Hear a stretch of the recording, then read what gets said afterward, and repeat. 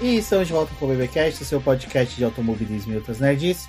No episódio de hoje vamos falar sobre o GP da Itália. E aqui comigo está a Débora Santos Almeida. Bem-vinda, Débora. Olá, pessoal. Sejam bem-vindos a mais um episódio do BBcast. E aproveitem enquanto as corridas duram, apesar dessa ter sido a prova mais rápida da Fórmula 1. Exatamente. Eu sou o Rubens GP Neto e hoje, como dito, vamos falar do GP da Itália e de tudo que antecedeu esta etapa. Bom, mas antes, aqueles recadinhos do Paddock, como sempre, recomendando aí a galera que ouve o BBcast, mas ainda não é apoiador, quer se tornar apoiador do Boletim do Paddock. Aqui na descrição desse podcast tem o link do Apoies, onde você vai contribuir mensalmente aí para o nosso crescimento e desenvolvimento do site. Uma outra forma também de apoiar o BP é através das suas compras da Amazon e da Shopee, usando os nossos links que estão sempre disponíveis, tanto nos posts do podcast, como no nosso site e no grupo de notícias. Você consegue contribuir aqui, a gente ganha uma comissão por ser afiliado da Amazon. Então não deixe de ter esse link salvo e sempre clicar nele quando você for realizar alguma compra. Nesses dias 8 e 9 de setembro vai acontecer a promoção lá no app da Amazon. Essa promoção também é válida e consegue ajudar a gente aqui se você clicar no link e for redirecionado para o aplicativo.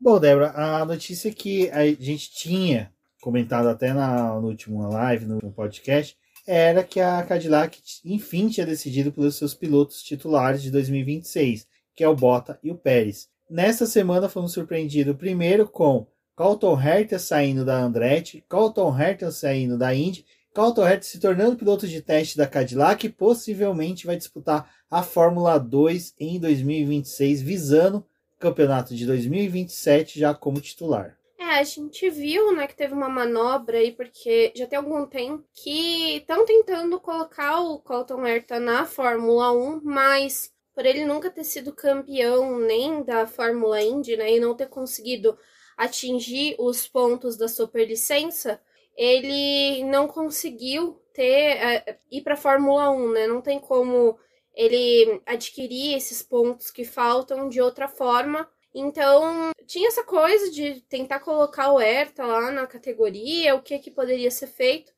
A Cadillac esperou para poder ver como que ia se resolver no final da temporada 2025 da Indy, e o Herta não conseguiu novamente atingir esses pontos, então decidiram aí fazer uma mudança na carreira dele, né, para que ele consiga ir para a Fórmula 1. E aí, por que a Cadillac, né? Não é só a Cadillac, a Andretti, né, tá envolvida no projeto da Cadillac na Fórmula 1. Por mais que a categoria tente omitir que a Andretti não tem nada a ver com a Fórmula 1, ela tem sim, né? A Cadillac tá precisando usar toda essa base que a Andretti já tinha feito para entrar na Fórmula 1 para poder conseguir desenvolver esse projeto. O Herta era um piloto da Andretti, então, né, pensando aí no coletivo, no que ele poderia trazer para poder ter não o primeiro piloto americano, né, mas um primeiro piloto americano dessa geração decente. Que com o Sargent não deu muito certo. Nossa, era que eu esqueço que o Sargent era americano. Pois é, era bem americano, na verdade. Então, estamos fazendo isso daí, né? O Herta já foi um piloto que passou pela Fórmula 3, categoria de base aí, mas sei lá, né? Vamos ver o que vai acontecer. Aqui tá todo mundo com muita expectativa, porque estão falando que ele talvez vai guiar pela Prema ano que vem. Mas também tem outras equipes que ele poderia ser o piloto. E ele vai correr ali no meio da gurizada. Eu acho que tem uma tendência que o campeonato da Fórmula 2 do último ano seja mais disputado do que foi o dessa temporada, assim, com pilotos com um currículo um pouco melhor. Já vai ter o Rafa Câmara versus Colton Herta, já é uma disputa. Então aí vamos ver se ele vai conseguir, dependendo do time que ele for guiar, né, ter as condições aí, a ferramenta para poder... Não é nem questão de ganhar o título, na verdade ele tem que terminar ou em sexto ou em nono, vou ficar devendo a informação correta, mas digo na live. Ele precisa terminar, acho que em uma dessas posições aí para poder conseguir os pontos faltantes, porque a gente tem que lembrar que a Superlicença, conforme vai passando os anos, você perde alguns pontos, então tem que fazer esse balanço aí da pontuação dele, para que veja a posição que ele precisa terminar no campeonato da Fórmula 2, para poder ter o direito da superlicença, e aí a Cadillac na Fórmula 1 fazer o pedido. Bom, eu vou ser sincero, eu adorei a notícia, eu acho que foi muito legal. É muito legal a chegada do Colton para a Fórmula 1, não só como mais um piloto americano, mas no sentido de que o Colton Herta já tem uma base de fãs nos Estados Unidos e construiu uma base de fãs dentro da Indy.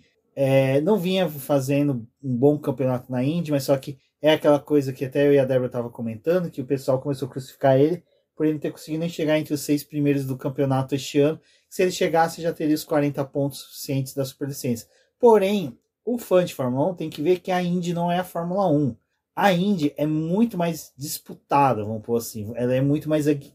tem muito mais chances de você ganhar, você alcançar, menos a parte do Palou, né? Esquece a presença do Palou. Então, se você pegar os 10 primeiros colocados da Indy, são caras que disputaram o pódio, que disputaram vitórias, são pessoas muito mais, assim, como dizer, os 10 primeiros da Indy são pilotos que tiveram mais chance de vitória, pódio, do que os 10 primeiros da Fórmula 1. Então, assim, é muito diferente, é uma distância muito grande entre as duas categorias. E esse foi um ano que o Palou também acabou dominando, de certa forma, né? Mas é algo que é bem atípico da Indy, não acontece muito. E ali, vamos supor, ali entre os primeiros colocados você tinha o Palou ganhando corrida, aí você tinha o Pato, Neil Garden, Will Power, Dixon, Kirkwood. Cara, você tinha uma renca de gente disputando pódio e vitória. E Andretti nunca, assim... Faz tempo que o Andretti não tá bem. Não tá bem das pernas, né? Não é a melhor equipe, então também tem que levar isso em consideração. Que o tempo que o Herta passou lá não foi os melhores também. Teve aquele momento, teve aquela fase que ele foi capitaneado pelo pai dele, que também não ajudou muito. Aí teve a ruptura com o pai dele, até ter aquela adaptação com o novo staff, manager, foi difícil. Mas assim, eu achei legal. Eu gosto do Herta, eu acho que é legal pra Fórmula 1. Vamos ver. Torço para que ele consiga se tornar titular o mais breve possível, principalmente para ficar com a vaga do Pérez. Isso que é o mais interessante, porque a Cadillac, quando ela fez o anúncio dos pilotos dela, ela falou em contratos que são plurianuais, né? Então vai ser para 2026 e possivelmente até o final de 2027. Então o Herta teria aí esses 2 anos para poder resolver a vida dele na Fórmula 2, né? Só que o que muitos estão falando é que o plano mesmo é substituir um dos 2 pilotos pelo Herta em 2027. Então, de qualquer forma, né, o pessoal da Cadillac já vai entrar na Fórmula 1 pressionando os 2. Para poder ter resultado, já que são 2 veteranos que têm experiência, ele tem que dar conta desse projeto. E acho que uma coisa que é interessante falar da Cadillac é que esse final de semana, que foi o GP de Monza, eles já fizeram uma simulação de como que a Cadillac vai funcionar como corrida de Fórmula 1, a central principal deles, né, para estratégia, para verificação do carro, essas coisas, tipo, aquela base que tem dentro da fábrica e não só o pessoal que tá de pé, para poder entender como é que vai ser o papel deles. Então, eles já depois dessa definição dos pilotos já estão pensando na corrida da Fórmula 1. Exato. Bom, só para finalizar essa questão de mudanças de pilotos, de assentos, a gente teve o Gasly também, que foi confirmado mais uma renovação dele na Alpine, ele vai com contrato até 2028. É aquele momento que você não sabe se você se encontrar o Gasly ali na fila da padaria, se você dá parabéns ou meus pêsames para ele, né? Tem que ganhar um adicional de insalubridade. Insalubridade, periculosidade, adicional de penosidade. Tem que mandar o pai da Bia ir lá. Perito, né? Exatamente. Perito do trabalho. Mas a gente teve esse anúncio aí do Gasly. Eu achei um anúncio bem assim, bem no meio do final de semana, né? Foi uma coisa pra também não ter muito estardalhaço, né? Mas o Briatore falou nos dias que o Gasly é o projeto da Alpine mesmo, que eles estão depositando muita coisa nele, que ele é um piloto que tem bastante experiência, que eles gostam de trabalhar com o Gasly, mas também, né, não tá tendo oportunidade de trabalhar com muitas pessoas, porque a Alpine, ela conseguiu fazer muitas inimizades. Bom, vamos torcer aí pro Gasly conseguir manter a saúde mental dele dentro dessa equipe. Lembrando que tem até aquela historinha, né, que a gente comentou lá no último BBcast do Briatore, Bernie Eccleston e Horner comprar essa equipe aí para ser a tríplice coroa do inferno comandando essa. E o mais interessante, né, que se a gente vê a corrida do Gasly aqui, essa prova, eles esqueceram o Gasly na pista também, que ele foi parar lá, né, só na volta 49, fez 49 de pneu duro, só botaram o pneu macio pra falar, cumprimos aqui a regra. Não estavam nem aí com o Gasly também esse final de semana. Larga de lá do fundo, larga do pit, bota... Vamos mexer na configuração do carro, se vira aí. Que foi completamente contrária à corrida do Hadjar, né? Exato. Ai, coitado. Agora vamos para o que foi realmente a polêmica da semana, né? Que nosso querido Domenicali continua bebendo água de privada, estilo Magda no Sai de Baixo, e falando bosta para tudo quanto é que é lado. Por que dizemos isso? Domenicali quer reduzir, quer dizer, quer não, ele teve um levantamento de estudo lá feito pela Liberty e pela Fórmula 1, em que os jovens, os fãs jovens, esses fãs adoráveis de redes sociais... Os que chegaram agora. Eu não vou nem dizer que são fãs que vieram com o Drive to Survive, porque eu acredito que essa galerinha já é uma galerinha que já tá calejada na Fórmula 1 e tá acompanhando as corridas. Mas tem uma juventude aí que tá assistindo a Fórmula 1, que na verdade não está assistindo a Fórmula 1, só assiste highlights, acompanha pelas redes sociais. Só acompanha os pilotos.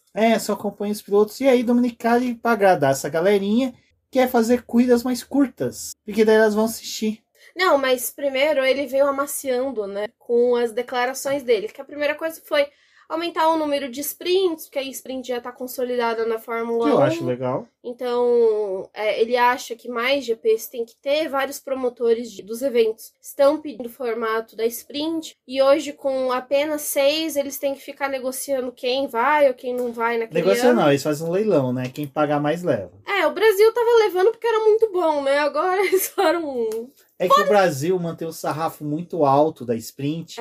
E aí as outras pistas falam assim, pô, a comparação é esse tira do Brasil. Que as nossas ficam boas. Que as nossas ficam boas. Então, ele veio com essa ideia aí, né? Também falou de um possível grid invertido na Fórmula 1, que antes não era algo que os pilotos queriam, mas agora alguns já estão mais mente aberta para essa sugestão.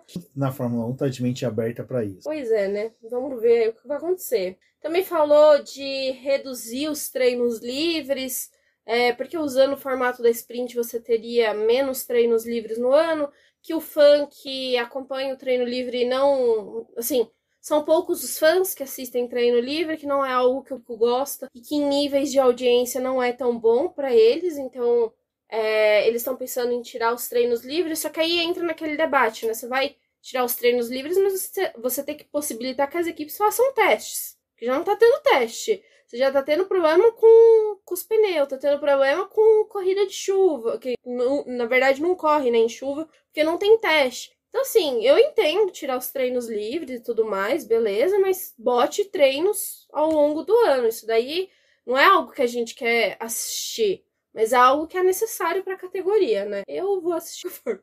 Então, ele veio com essa ideia e soltou essa, né, que o Rubens falou, de reduzir o tempo, a quilometragem das corridas do domingo, porque o público está assistindo mais os highlights, o público jovem, que essas pessoas precisam ser consideradas, porque elas estão se tornando um grande número para a Fórmula 1. Então, para poder prender mais a atenção do jovem, eles acham que é necessário ter mais corridas curtas, né? E aí eu até fiz um vídeo pro BP falando disso, de será que é porque o jovem não tá com a atenção dele limitada, né? Por causa de TikTok, Instagram, com aqueles vídeos curtos, ou é porque a Fórmula 1 decidiu que tem que ter 24 corridas e 30 sprints no ano, né? Porque o Domenicali falou, a gente não pode chegar ainda na ideia, jogar de uma vez a ideia de ser MotoGP e ter sprint em todas as provas do ano, mas precisa aumentar esse número. Então, tipo, será mesmo que precisa? Precisa ter tudo isso de corrida no ano, tudo de sprint, tudo isso de prova? Porque, gente, desculpa, 24 finais de semana comprometidos no ano em que você vai assistir a corrida. Porque, assim, no Brasil ainda é mais tranquilo pra gente ver. São poucas as corridas que acontecem no fim da tarde pra gente. A maioria é de manhã ou é de madrugada. Então, você ainda tem um dia livre pra poder fazer outra coisa. Mas para as pessoas que assistem da Europa, não é desse jeito. Você perde o dia se você quiser assistir aquilo vai passar na tarde, né? E aí, o jovem, ele realmente quer ficar dentro de casa assistindo corrida? Não. Não, a gente mesmo já não quer mais. Não, eu sou sincero, cara. Eu acho que, assim, 24 corridas é patético, é ridículo. Não tem necessidade de tudo isso, não. E é muito engraçado, né? Quando você coloca... Porque, assim, é óbvio que o BP é um canal menor, né? Mas quando você publica algumas coisas nas redes sociais, você tem um termômetro de que, tipo, as pessoas não gostam tanto da sprint quanto parece que gostam. Uhum. Porque, tipo, as pessoas... tudo bem já ter 6, tipo, não precisa ter mais. Porque já é muita corrida. E quando se fala do número de provas, né, a Fórmula 1 quer expandir o calendário, porque tem muita gente que quer receber e tudo mais. Então, para eles, comercialmente, 24 provas não está sendo suficiente. Mas, para uma parcela do público, e assim, acho que é uma parcela até grande, não quer 24 corridas. Muitos acham que o calendário ideal é de 16 a 18 corridas no ano só. 24 satura. O campeonato acaba muito antes do que chegar ali em Abu Dhabi. Não faz muito sentido. Não, mas eu concordo.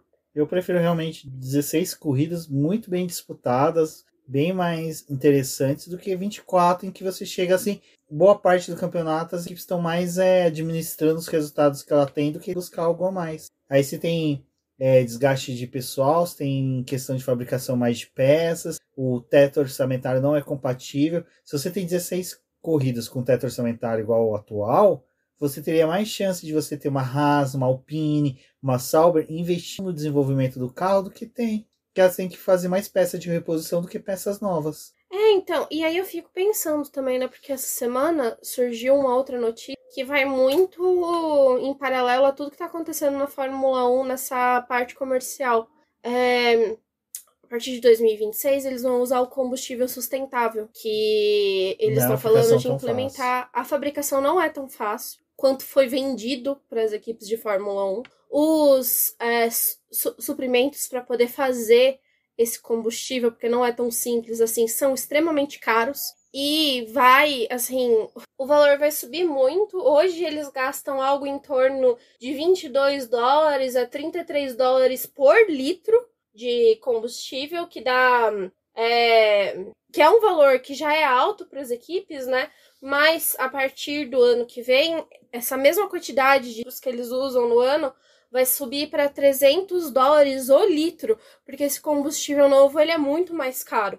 E aí, né, vai ter uma conversa agora depois de Monza sobre esse valor, o que eles podem fazer, porque, para quem não sabe, né, cada uma das equipes de Fórmula 1 recebe o combustível de uma fornecedora, não é um fornecedor único para o grid. Então, cada um dos times tem um gasto. Não dá para poder dizer que a Ferrari e a Sauber têm o mesmo gasto, porque a Ferrari, né, tipo, usa o combustível da Shell, por exemplo. Eu dei o exemplo da Sauber, mas talvez a Sauber até use por ser o mesmo motor. Né? Quando os fabricantes de motor, eles recomendam usar o mesmo combustível que eles. Então, a Petronas, a McLaren a Petronas... tipo, a Mercedes e a Ferrari teriam um custo diferente, porque cada uma tem um fornecedor. E beleza, tipo, para os times grandes, eles conseguem trabalhar dentro das contas deles. O que vai afetar são os times menores. Aí, para 2026, eles vão tirar o combustível da conta do teto de gastos. Ele vai ser um custo à parte. Só que para as equipes menores já está sendo falado que, beleza, é um valor que não vai entrar no teto de gastos? Ótimo, porque, né, aumentar 12 milhões por ano é muita coisa para as equipes, que é algo que eles gastam bem menos hoje. E aí, tipo, isso ainda entrar no teto de gastos, ok. Só que vai ter equipe menor ali que não vai conseguir negociar um patrocinador para poder arcar com esses 12 milhões aí de combustível. Então eles vão ter que tirar do desenvolvimento do carro. Ou seja, a merda do teto orçamentário não vai adiantar de nada se você vai afetar o desenvolvimento de uma equipe menor. É muito bom, né? Ainda mais no ano que a gente vai ter um regulamento novo, você vir com essa. Não, e aí justificaria mais ainda o fim dos treinos livres de sexta. Então acaba com essa merda. Não, eu tiraria os treinos livres de sexta, acaba a sexta-feira, não tem mais sexta-feira, nenhum país. Salvo o país que concordar que aquele ali não vai ser treino livre, aquele dia vai ser só para teste. Mas daí ficaria mais restrito para Europa. Inglaterra, vamos supor, GP da Inglaterra, GP da Itália, GP da Espanha. Que é ruim que não vai ser Barcelona, né? Não, ainda vai ter Barcelona. Ano que vem vai. Então, Barcelona... talvez Áustria, países que são mais próximos das fábricas, Monza. Essa sim teria treinos de sexta, porque as equipes estariam livres para testar a peça. Bom, agora, nos outros países, só sábado e domingo. Porque, gente, tipo, é muito fácil você falar pra Ferrari, beleza, você consegue arcar com 12 milhões no ano? Ela consegue. Eu lanço um boné novo, uma miniatura nova do carro, Beleza, O pessoal paguei vai os 12. comprar, pagou todo o uniforme, né, que eles fazem pras corridas aí, tipo, agora a GP de Monza fez aquele uniforme azul pro pessoal, não sei o que, muita gente compra. Eles conseguem, mas o que é ruim é que as equipes menores, hoje em si, elas já estão conseguindo negociar alguns patrocinadores. Mas, gente, não tem como falar que uma equipe vai conseguir negociar um patrocinador nesse valor, uma equipe de 12 milhões por ano. Não mesmo. Tipo, o patrocinador que a Haas vai ter, que a Sauber vai ter, nunca vai ser o mesmo patrocinador da Ferrari. E aí, né, o pessoal ficou também muito discutindo porque a McLaren agora mudou o nome dela, né? Agora tem o Mastercard no nome, que era a única equipe do grid que não tinha. Só que assim, por mais que seja, hoje o Zac Brown, ele fez uma coisa que é muito rentável para a McLaren, cada corrida ter um patrocinador novo. Ter ali, né, o carro do ano passado tinha aquele LED que ficava mudando os patrocinadores da equipe, que era muito bom. Eles vão adicionando e trocando ali os patrocinadores. A McLaren é um time que aprendeu a ter gente suficiente para poder arcar com todas as despesas que eles têm. Então, por isso que eles conseguem, né, botar dinheiro ali no desenvolvimento. Essa semana acho que saiu o negócio que, tipo, a McLaren, ela foi uma das equipes que mais valorizou e tudo mais. Só que não é a mesma coisa, não é a situação que a Sauber tem. Beleza, ano que vem a Sauber não vai ser mais Sauber, então vai ser a Audi. Ela vai ter um peso maior, ela já anunciou patrocínio e tudo mais. Mas mesmo isso, tipo, vai cobrir o valor do combustível que eles vão gastar? Não vai. Não, isso é um aumento muito alto, né? Muito grande. Então, assim, cara... Aí a Fórmula 1 falou, mas para desenvolver alguma coisa a gente tem um custo. Toda tecnologia tem um custo. Inicialmente ela é cara e conforme vai passando os anos, ela vai barateando. Só que o que foi vendido sobre esse combustível sustentável é que ele ia ser uma tecnologia que logo vai ir para as ruas. Como é que você vai repassar esse valor para o consumidor? Esse aumento de litro? Não tem como, gente. O Zezinho com o palhozinho dele vai continuar colocando álcool. Ele não vai usar. Vai colocando álcool, o etanolzinho. E o etanol já é sustentável. A gente tem esse benefício. Exato. Bom, é isso. Acho que o Domenicali realmente... continue queimando os dinossauros. Não, coitados. O Domenicali, quando vocês forem no banheiro, abaixem a tampa da privada para que ele pare de beber água da privada e pare de falar besteira. E vão torcer, né? Para que dê tudo certo para o ano que vem. Pois é, para vocês terem uma ideia da mudança, o anual hoje é de 3 a 4 milhões, vai subir para 10 a 12. É uma mega cena, né?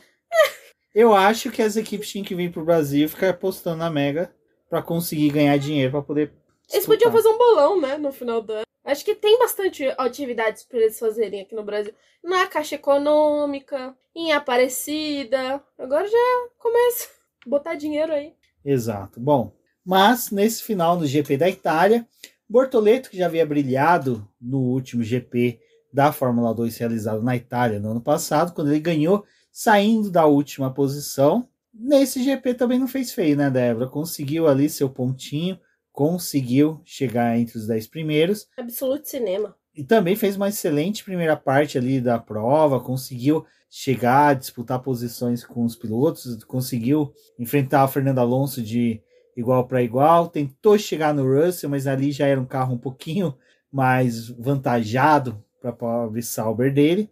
Porém, a Sauber vai lá, né, erra a estratégia dele, mas Bortoleto fala, eu não sou um piloto aguerrido, não vou aceitar a derrota, foi lá e fez uma excelente corrida de recuperação e conseguiu entrar nos pontos. O Bortoleto, na verdade, já tá ficando acostumado, né, com a Sauber maltratar as estratégias dele. Se ele já estivesse inteirado na Fórmula 1, ele também ia perceber que a Sauber não é uma equipe digna de estratégia, não é mesmo? Ela acerta, às vezes, não muito. Mas a gente teve o Bortoleto aí fazendo uma ótima corrida, né, conseguiu ir pro Q3 em mais um final de semana, levar esse carro da Sauber para a última fase da classificação, que foi muito bom, né? Que já ajuda a Sauber a cagar um pouco menos a estratégia da corrida dele. Só que ele também foi um piloto que, dentro que o grid fez, parou muito cedo. Ele parou na volta 20. Então, como o Rubens falou, a troca dos pneus dele não foi a melhor, né? A Sauber conseguiu cagar aí, ele perdeu a posição pro Alonso nos boxes, que é ruim, né? Você perder pro Alonso, que tem um carro melhor e também é um piloto que faz a Aston Martin virar uma grande geladeira, mas ele não podia contar que, né, Fernando Alonso ia estragar o carro dele e ia quebrar a suspensão. Então o Bortoleto já recuperou uma posição aqui, foi passando o tempo, ele voltou pro top 10, ele ia conseguir no máximo uma 9ª colocação, porque era o que o carro tinha conseguido entregar ali para ele, só que no final das contas veio o 8º lugar porque o Antonelli foi punido. Vale dizer, aí fazendo um parênteses, que a FIA não teve a cara de pau de punir o Carlos Sainz novamente. Tudo bem, o Carlos Sainz bateu com o Berman, mas vocês entenderam, né? É que assim, né? Aí o Antonelli foi punido pela desgraceira que ele fez lá, né? De novo, porque o Antonelli também ele tá investido em... Eu acho que o Antonelli ele quis testar pra saber se ele seria ou não punido dentro de casa. Foi. Olha aí, o spoiler foi. E aí ele perdeu o 9º lugar, né? Deu uma posição a mais pro Bortoleto. Tá ótimo acompanhar os jovens, porque o Bortoleto ele tá se destacando, né? Diante da destreza dos companheiros dele. Porque o Antonelli não consegue ficar na pista e sai batendo nos outros. Virou meio Lawson. Eu tenho uma opinião sobre o Antonelli daqui a pouco, porque ele tá nessa situação. E aí nós temos também quem? O Berman, que... Para surpresa de muitos, você aí que está escutando o podcast talvez esteja surpreso agora, o Antonelli está com 10 pontos na superlicença. É o Berman. O Berman, com 10 pontos na superlicença, de 12. Ou seja, ele, assim como o Magnussen, pode não correr uma corrida esse ano. E a Haas seria a única equipe a ter pilotos suspensos desde a era da pontuação. Que sensacional. Que sensacional. E aí teve um debate no grupo do BP quem ia assumir o lugar do Berman. A Débora entregou o Drogovic. O Drogovic. Outros falaram Pietro. Eu acho que seria algum piloto japonês da Toyota. E aí, nesse caso, eu queria o Kobayashi. Eu acho que o Kobayashi merecia retorno para a Fórmula 1 e correr uma corrida pela... Eu colocaria o Sebastian Buemi.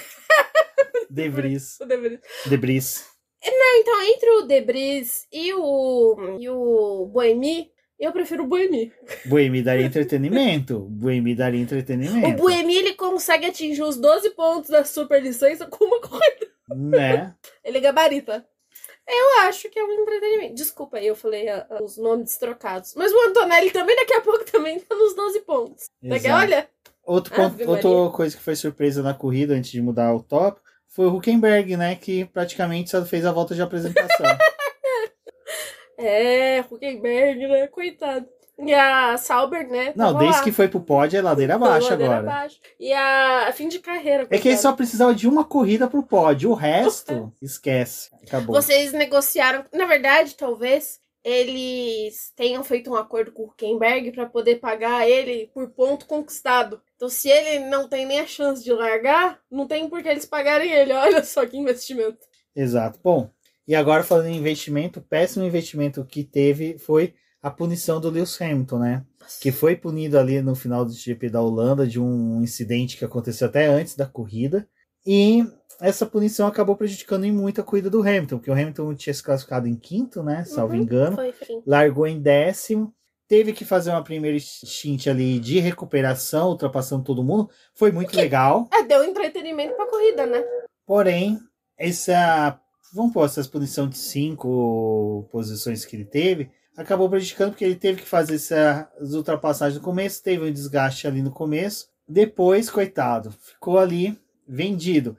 E mais uma vez a Ferrari provou que ela não sabe fazer estratégia quando tem 2 pilotos em pista. Que não soube fazer estratégia nesse caso nem do Leclerc, nem do próprio Hamilton. A gente teve um momento ali em que o pessoal do meio pro final do pelotão começou a parar, né? Foi uma galerinha que parou até um pouco mais cedo. Quem largou de médio, o pneu macio. Mas o pessoal que estava mais à frente foi ficando na pista e, assim, esperando um melhor momento para fazer a troca, né? Então, teve aquela chance de talvez ter um safety car para poder ganhar essa troca gratuita, né? Não aconteceu, mas o pessoal ficou numa corrida muito travada. foi uma galera que depois que passou da 10ª volta já não estava mais disputando em pista, mas sim esperando, né, o momento de fazer o pit stop para poder resolver a situação ali, tentar ganhar algo com o undercut, né, porque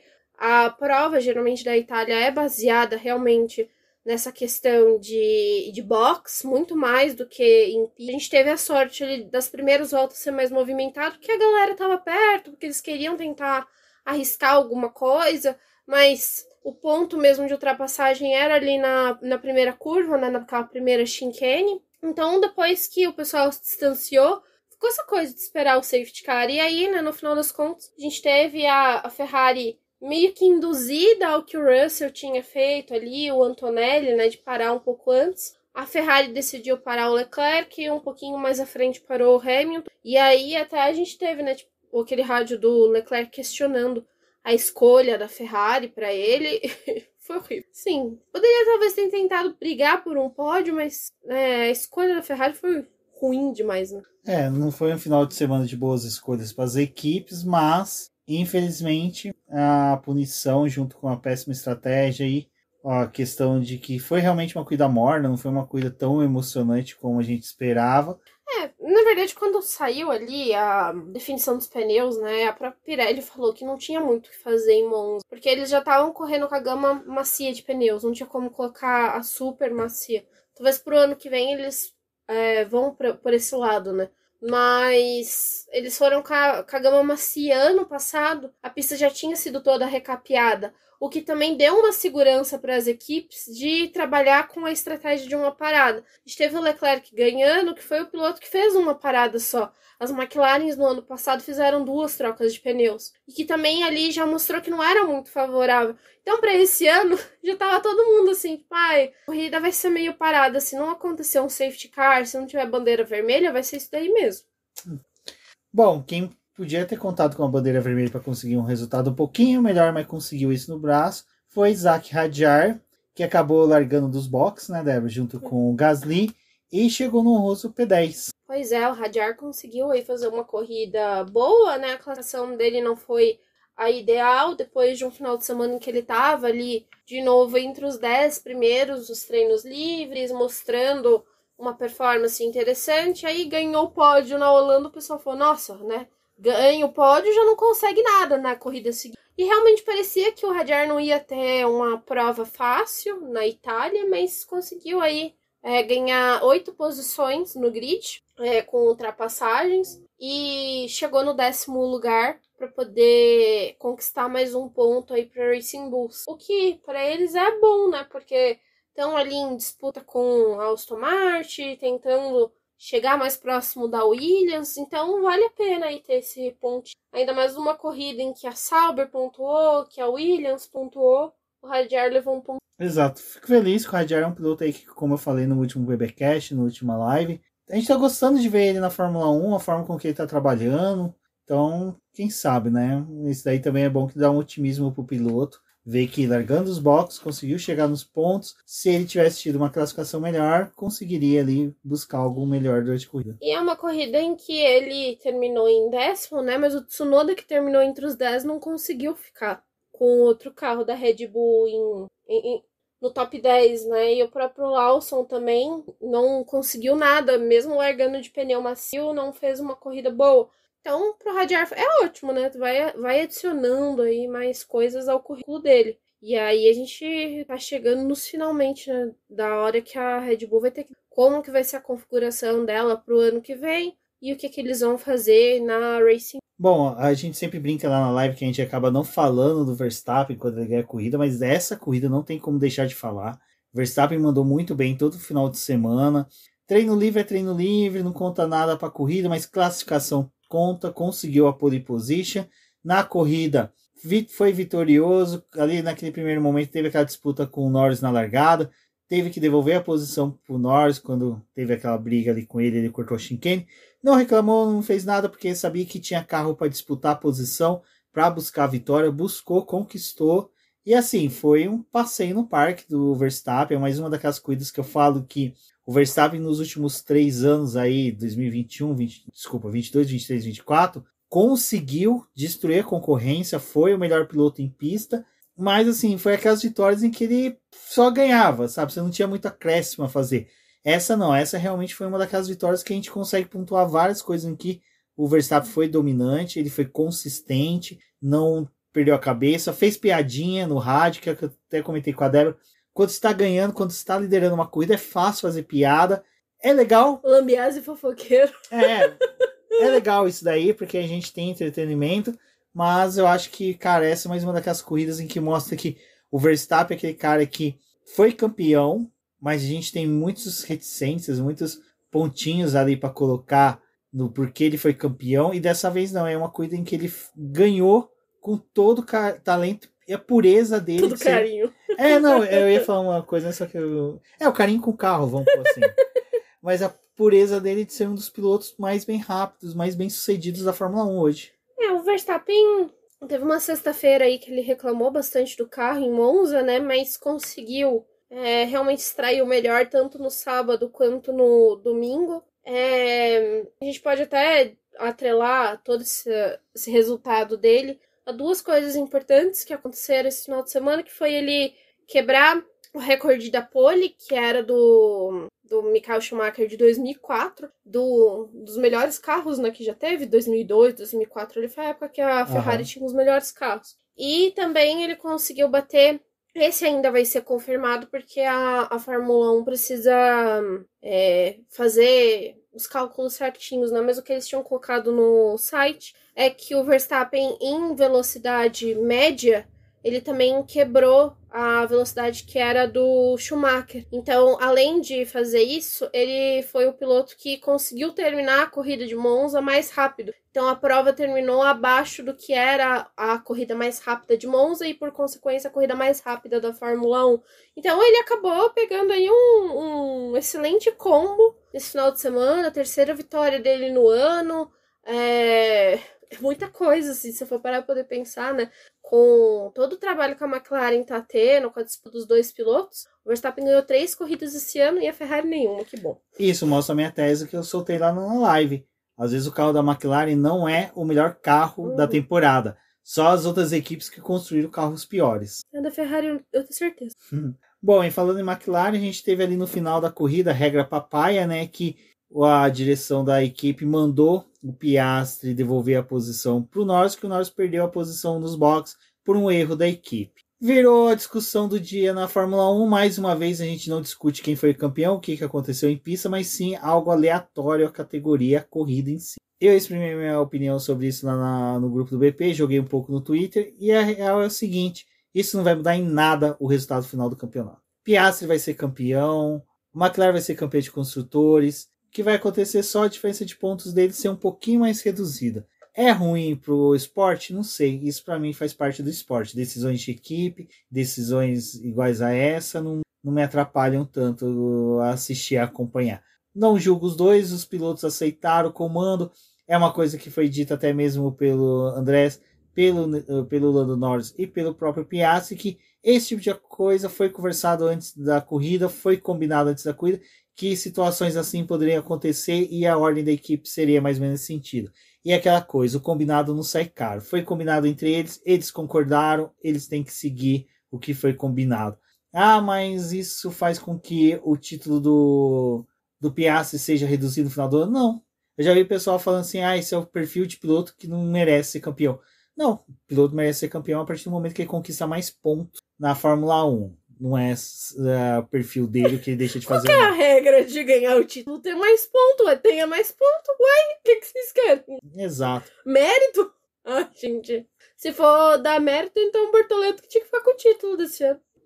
Pelo amor de Deus. E aí junta aquela má vontade que o pessoal tem com a McLaren, má vontade que tem com o Norris, e descem a lenha e esquecem de falar de uma corrida que foi legal. Leclerc teve um desempenho legal, bacana, conseguiu um 4º lugar com um carro que talvez não fosse tanto. Hamilton conseguiu ali disputar umas posições, acabou ficando ali por desgaste de pneus. O Russell não fez uma corrida ruim, Hadjar conseguiu recuperar, Bortoleto conseguiu fazer uma corrida boa.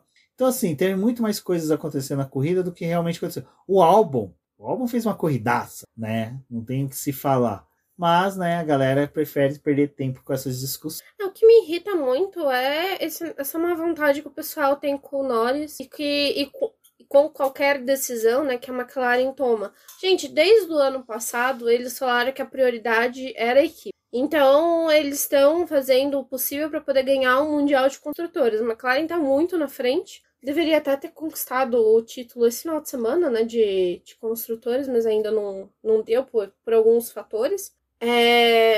Mas eles já tinham estabelecido essa regra, já tinham conversado com o Piastri e com o Norris. Se anteriormente eles fizeram o Norris devolver a posição pro Piastri, apesar de ter tido toda aquela conversa, né, do Norris com a equipe, de não sei o que, tipo, eles não querem se indispor, porque eles sabem que eles vão precisar da equipe lá na frente, que foi algo que aconteceu. É que acho que ano passado ficou a pior marca para a McLaren, porque ela tomou a decisão no momento em que ela não tinha se tocado que o Norris estava disputando o título. Então, eles estavam mais preocupados com construtores e esqueceram do Norris. Só que esse ano, beleza, eles estão com construtores bem tranquilo e tudo mais. Liberaram que os dois boxes briguem por estratégias, podem usar estratégia diferente, pode dar ordem para um pressionar o outro piloto, pode brigar em pista e tentar fazer ultrapassagem. Isso a McLaren não está impedindo eles. Só que tem uma coisa, a regra dos boxes nunca vai se sobressair à regra que foi estabelecida no pitch. Então, a ordem veio de cima, eles vão ter que cumprir. Simples assim. Tipo, tudo bem, a equipe da McLaren do lado do Norris falhou hoje na parada dele. Na verdade, eu acho que eles falharam muito mais em ter parado o Piastri antes. Poderiam ter parado o Norris. Mas, ficaram com medo de talvez ter uma inversão de posições. Beleza, acontece. Mas, cara, assim, se foi combinado antes, ninguém tem que achar se é justo ou não. Foi combinado. Até o Norris falou, se tivesse acontecido o inverso, dele ter sido o piloto que parou e estivesse atrás do Piastri e tivesse essa troca de posição, mesmo ele precisando tirar pontos para poder continuar brigando com o Piastri, ele ia ter que cumprir a regra. Não, e o pessoal esquece também que a Fórmula 1 é um esporte / negócio / política. Nem sempre vai satisfazer o lado esportivo, às vezes vai satisfazer o lado político, o lado empresa da equipe. Então, eu sei lá, eu acho que a galera tem aquele lado meio platônico, de amor platônico pela categoria, que deve ser toda hora disputado em pista, resultado deve ser tudo em pista. Não vai ser assim, gente, relaxa. Nenhum piloto da Fórmula 1 foi grande, foi campeão somente conquistando as coisas em pista. Senna, Prost, Schumacher, Verstappen, Hamilton, todos esses caras tiveram um lado político, tiveram uma decisão empresarial que auxiliou eles a conquistar título. É normal, não é errado. Então, assim, eu acho que o pessoal ele cria mesmo esse cenário de que a Fórmula 1 tem que ser esse arauto da competitividade esportiva, tem que ser a melhor categoria de automobilismo do mundo. Cara, na NASCAR tem piloto que bate para atrapalhar o outro, para ajudar a corrida. Você não viu lá o Bubba Wallace, né? Que a roda saiu do carro, ele parou numa equipe que é co-irmã da equipe dele, eles foram lá, apertaram o pneu de novo, ele voltou para a pista. As outras equipes vão chiar, vão reclamar? Não, pô, foi legal. Na própria Indy, que você tem equipes que tem coparticipação ali, desenvolvimento junto, equipes dão vácuo, atrapalham um piloto ou outro para poder ajudar o outro a ganhar. É normal isso. Então, sei lá. Essas coisas é o que menos me incomoda. Tipo assim, ordem de equipe eu já tô acostumada, não vai acontecer.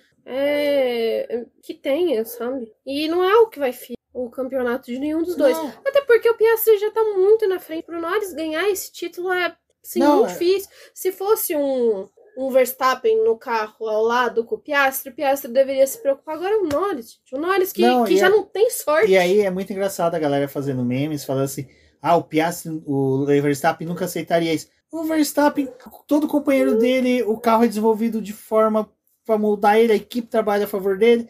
Pra que o Verstappen vai se preocupar com isso? Pra que ele vai aceitar ou não? Ele já tá nessa condição de que ele não tem que se preocupar com o companheiro de equipe. Meu Deus do céu. Aí fazem todo um suco, né? Porque o Lambiase foi lá, né, fofocar com o Verstappen e falou: a McLaren acabou de mandar os pilotos inverter as posições. Aí o Verstappen, porque eles erraram o pit stop, é isso, mas faça a sua corrida. Tipo, o pessoal, tudo que o Lambiase e o Verstappen fizeram hoje me representa. Pá, merda.